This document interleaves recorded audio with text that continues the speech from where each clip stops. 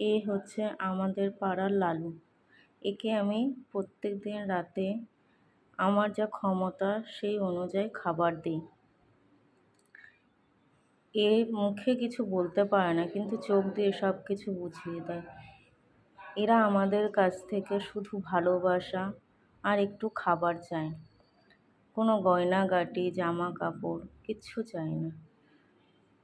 আমি চাই এদের মতন আরও অনেক প্রাণীকে খাওয়াতে, কিন্তু আমার ক্ষমতা নেই, আমার জায়গাও নেই যে একে আমি আমার বাড়িতে এনে রাখবো লাকুর মতন করে।